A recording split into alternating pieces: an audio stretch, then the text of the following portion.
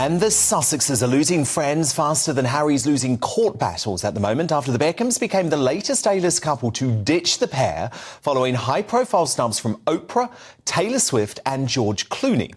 US producer Paula Frolic suggested the couple's big Hollywood freeze-out could be a simple business decision. I was really interested by this. This woman knows the industry and she said, everyone's got a movie to sell and a Broadway play they want to debut on screen in London or London's West End. And they know that Prince William and Kate, who are the biggest celebrity gets over there, won't show if they think someone is friends with Harry and Meghan. But top Daily Telegraph columnist Celia Walden puts the couple's plummeting popularity among Tinseltowners down to their blabbermouth, her words, suggesting they've violated the Hollywood A-lister code and there's no turning back. So what do you think? Is Celia right that Harry and Meghan are losing A-list friends because they can't be trusted? Dan at gbnews.com. Vote in our poll at gbnews on Twitter. Those results shortly. But first, to debate this now, I'm joined by royal scoop getter at The Spectator, Cara Kennedy, and the social commentator, Joanna Jaju. So look, Cara Kennedy, what's going on here? Because clearly Harry and Meghan, who were once the toast of Tinseltown, don't seem to be getting these big invites and seem to be falling out with a lot of big names. Yeah, definitely. I mean, Celia's column in The Telegraph was definitely right about the kind of breakdown in relationship with the Beckhams. And I think she's right when she says that the likelihood is that the Beckhams have pushed away Meghan and Harry rather than the other way around. I mean, we know that Brooklyn Beckham's wedding, the big kind of Hollywood LA wedding, they weren't invited. And we know that William and Kate were. So people are starting to take sides now. And I mean, it's definitely far better to take the side of the future king than a couple that is associated with now leaks to the press, moaning and kind of this crusade to take down the monarchy. Joanna Jaju, that's what's going on here, isn't it? Harry and Meghan thought they would get everyone behind them, but actually American stars want the proximity to real royalty, and real royalty is now William and Kate, not the Sussexes. Look, I think with Meghan and Harry's situation and after Spare and after the documentary, it's something that's going to naturally divide a lot of people.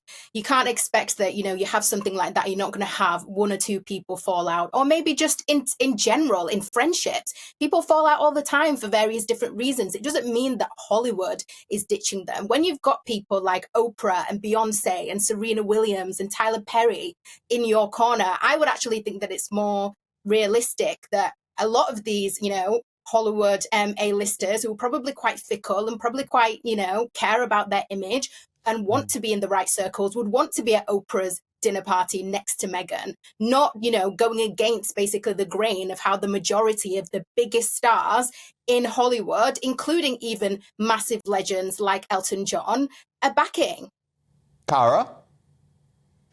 I don't think that's true. And I think a lot of those people that you just named are kind of pushing back quite publicly against them, especially when the stuff that they said on Oprah doesn't match up with the stuff that they said a few months ago. For example, there was the big kind of they walked back on the claims that the royal family were racist, and then they said that they didn't say that they were racist. And a lot of people then kind of publicly thought, oh, we need to kind of take a step back from this. But I think the main thing is that there is a lifespan to celebrity.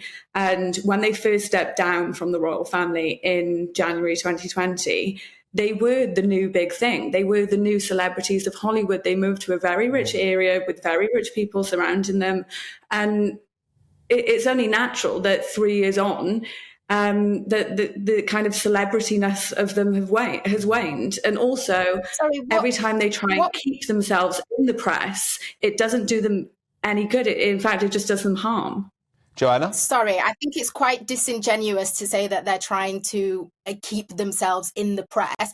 The press pretty much feed off Meghan and Harry. When Meghan literally disappeared and was just living her life for 3 months, it was, where's Meghan? Has she done this? Has she done that? the press go after Meghan and Harry. And I think that in this instance, like I said, maybe, some friendships just naturally come to an end, people grow apart. But I don't think it's fair to necessarily say that, friendships have fallen out. What proof do we actually have that friendships have fallen out? Because somebody didn't attend somebody else's wedding, and that's maybe even one friendship. It just seems a bit overboard, really, to be saying that everybody's taken a step back. I would actually like to hear from the other guests what proof we have that everybody has stepped back from Meghan and Harry.